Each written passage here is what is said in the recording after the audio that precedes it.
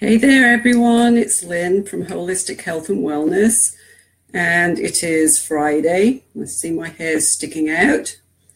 It is Friday and 1 o'clock, just about our usual time. I was a few minutes late, so I was having some technical difficulties, which shouldn't surprise anybody with trying to get online these days. So we're going to talk a little bit today about, and when I use the word diet, I always tell you this, that I use that word loosely because I'm really meaning more of a way of life than, or a healthy lifestyle as opposed to going on a diet and, what we perceive as diets. So I wanted to talk a little bit about quick fixes because if you haven't already figured it out, there are no quick fixes when it comes to losing weight. I have been on, as I've told you in the past, lots of diets and lost pounds for a while, but then they always seem to come back on and they always seem to bring friends back with them. I'm sure you know exactly what I mean by that. So the most effective way when you're trying to get to a healthy weight and to keep that sustained is to think about this as being a lifestyle and not about being a diet. So restrictive diets, they just don't work. You may have figured that out. So I'm going to quote something from Dr. Oz, who said, the problem with severely restricting diets is that they jolt your body into starvation mode, preventing your body from burning unwanted fat and storing more fat and calories for you to survive on. When the body can no longer get its calories from food, it looks to get some of it calories, that is, from lean muscle. So this results in muscle loss. Less muscle means a slower metabolic rate, causing stalled weight loss or even worse, weight gain. So that's probably not news to many of you, but it can be very confusing when we come to things like where to begin, what's an effective strategy, what you can incorporate to help you on your road to a healthier, happier, more balanced life. And the key is not to jump in fully into it and think that, hey, I'm going to do this and I'm going to do this, and this. So take it step by step because it takes us a while to create new habits. So start with 1 or 2 habits and then build on those by adding 1 or 2 more. So slow and steady wins the race. You know that saying. So if you learn to incorporate your new healthy habits into your lifestyle on a slow, consistent basis, you'll be a lot more successful. You can start with one of the simplest habits and go from there, but don't get overwhelmed. Just start one thing if that works better for you. And if you are not very good at, say, for example, it was something like drink more water. Set a reminder on your phone to, hey, I've got to drink some more water. I'm overdue for drinking my water. Do what you need to do until it becomes a habit for you. Sorry, I'm trying to adjust this because it looks like I'm not looking into the camera, but I actually am.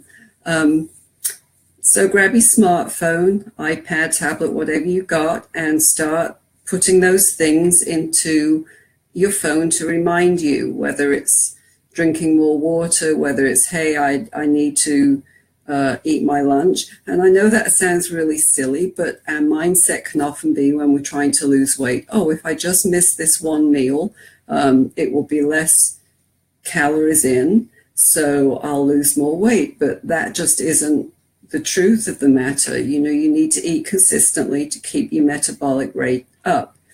So tip number 1 for a healthy diet, and it might be something that you haven't really thought about, and it might be a strange place to start, but it's so very important. Get enough sleep. So we live in a society where we're running, we have busy lives. Let's face it, when we're tired, we tend to go for the quickest, easiest choice when it comes to snacks or it comes to food. And it might be something filled with sugar that really isn't a healthy option. And lack of sleep disrupts circadian rhythms, and it can lead to inefficient body regulation of energy balance, metabolism, and appetite. Abnormal leptin and ghrelin levels, which are hormones that tell your body it's full, can get all skewed up and messed up when your body isn't fully rested. So get more sleep. It's really important. Set a goal of what time you need to be in bed each night. Our smartphones are called smart for a reason. Some of them can even automatically set a time for you to go to bed at night. So get more sleep and set your goal at 7 to 9 hours. It depends on what you need, but getting 4 to 6 hours of sleep a night just isn't enough to keep your body healthy. Try it just for a week and see if you notice a difference in your appetite, see if you notice a difference in how you feel. So, one of your goals to set for this week is that you're going to get however many hours of sleep this week. So tip number 2 for helping you to reduce your weight and to live a healthier lifestyle is to reduce your stress. So yes, I realize that in today's society, that is not an easy thing to do. Most of us are juggling way too much, and we go through the day at warp speed and think it's great that we get more and more done, but that increases our stress levels. So it's not only harmful to your health, it's harmful to your waistline as well. When you're constantly under stress, hormone levels like your cortisol and your insulin become elevated. And the elevation of these two hormones can sabotage your weight loss, and your efforts to try to lose weight will actually backfire on you and cause you to gain weight. So feeling stress and being stressed all the time can create a huge variety of physiological changes. It can harm your digestion, the excretion of valuable nutrients, decreasing beneficial gut flora, just how your stomach reacts and your digestion. It decreases your metabolism, and it raises triglycerides, cholesterol, insulin, and cortisol levels. So that's huge. So while you might think, I can handle it, as far as your stress goes, we're really not built to live under constant stress, and it takes its toll on our bodies and on our mental state, on our emotional state. So if you're doing everything right as far as dieting and exercise, and you're under stress every day, you're going to see or feel the results are counterintuitive. What you're aiming for may not happen because you are under stress. So let's think about ways that you can reduce your stress level for the next week or the next month. Another thing is don't skip your meals. So commonly people think that if they skip a meal, as I said earlier, they're actually saving calories. But that again backfires. By mid-afternoon or early evening, you're starving. Then you feel like you've got no willpower at all, and you are batting yourself upside of the head. And our bodies need fuel in the form of food to function properly. So if you're not eating and you're skipping meals, then you feel deprived. And I can tell you that from a personal standpoint. I'm very bad when I'm in the week or on the weekends working on my health coaching business, and I get in on the computer and I've got some projects to do, and I'm going at it and I forget to eat. And yeah, it's counteractive because I teach and educate people to do just the opposite. So when I do it myself, I'm not only banging my head against a brick wall because I'm not getting the results, but I'm also thinking, gosh, you're a failure. How can you educate people on this if you're not doing it yourself? But see, we all have those pitfalls. It's easy for us to know what's right, but doing it isn't always the best. So on the days that I have maybe forgotten to eat and suddenly it's late afternoon, so we eat supper, and then I find myself being hungry within a couple of hours, and then I have to deal with my mind and my stomach saying, you're still hungry, And the temptation is to go there and eat something that I really shouldn't be eating because it's not good for my body. So eating 3 meals and healthy snacks if you need them really will sustain your energy. And when you plan your meals out during the day, you can make healthier choices. That's why I'm such a great believer in batch cooking and having my meals there ready over the week so that I don't have to worry about what I'm going to make as a choice.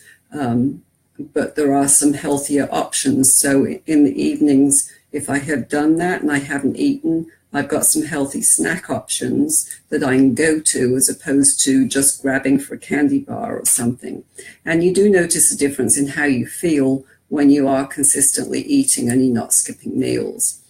So another thing that you can try is to trade out your beverage. So it's really easy to improve your weight and lose weight if you are drinking properly. So many people think that if they're or drinking diet sodas, that they're doing their body a service because it's fewer calories. And that's the mindset that the world has really taught us, is to go for the diet option, but that's not the best option for our body. Those things, the flavored coffee drinks, the diet sodas, the sodas, and other calorie or artificially sweetened beverage, it becomes a habit to us. And it really, actually, studies have been done that show that drinking those diet sodas increases your appetite. So while you might be drinking 0 calories, you end up eating more food to go along with it. And if you're addicted to caffeine, then you just might want to start out slowly by tapering off your consumption and see how you do with it. Another thing is that those type of drinks, even like coffee, are dehydrating. So if you're drinking one of those, you really should also be drinking a glass of water to go along with it to rehydrate your body. So if you're drinking coffee all day long, although you might be thinking you're having a great intake of fluids, you're actually not, because you're dehydrating your body and also increasing your appetite. So instead, try some unsweetened iced tea or water with fresh fruit or unflavored carbonated water, and put in just a little splash of fruit juice if you need some fizz in your drink. So by trading out the sugar or the chemical-filled beverage for water, you're giving your body what it needs and you're getting proper hydration, which in turn will help you to more effectively drop some pounds. Another thing you can do is eat carbs that fuel your body. So our body needs carbs. Carbs get a bad rap, but it's the refined carbohydrates like white bread, white pasta, cereals that are processed snacks, foods that are lacking in nutrients, basically, that leave us feeling hungry again in a short time. So the complex carbohydrates from foods like fruits, vegetables, carbs from foods, basically is what that is. Whole grains, nuts, seeds, legumes, they all contain fiber and beneficial nutrients that fuel us and help us to feel full longer. So we're not more quickly grabbing for the next snack or the next meal. So choose healthy fats as well. Our bodies actually need fat. Fats have had a bad rap because some of them, yes, are absolutely bad, but our bodies need fat in order to function optimally. Our body utilizes dietary fat from energy, healthy hair, skin and nails, vitamin absorption, and normal everyday bodily functions. So good fats promote several health benefits, such as protection from heart disease, cancer, Alzheimer's, even depression, as well as reducing blood pressure and lowering cholesterol. So you choose your sources like nuts, seeds, fish, avocados, extra virgin olive oil, or healthy fat like coconut oil, which can be used for cooking and baking, and it's also great in smoothies. People have smoothies, but very few times do people think about just putting in a little bit of coconut oil in there, but it has very great health benefits. So, don't skimp on the fats, just make sure that you eat the good, healthy fats.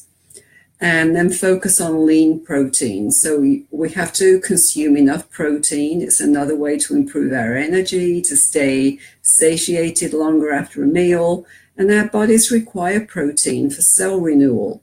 It stabilizes our blood sugar, provides us with the energy that we need. And some of the best forms would be like fish, dairy, meat, eggs, plant sources like seeds, nuts, and beans. So be aware of your protein consumption as well, and make sure that you got a good source of protein. And of course, you know that Hippocrates became very well known for saying, let food be thy medicine and medicine be thy food. So, some of those things that I've talked about are ways that you can help your body to maximize your energy levels, to feed your body, to help you feel full so that you're not eating as much, and to live a much healthier, more energized life. And what I love to educate people on is how you can live that healthy lifestyle that is sustainable. First of all, that it's attainable and it's sustainable, but it keeps you energized and revitalized, and it can help you stay younger looking, feeling healthier. I have to say that I feel better now than I did 20 years ago when my whole diet consisted of a bunch of junk. And it doesn't have to be hard. As I said, you can implement one habit at a time.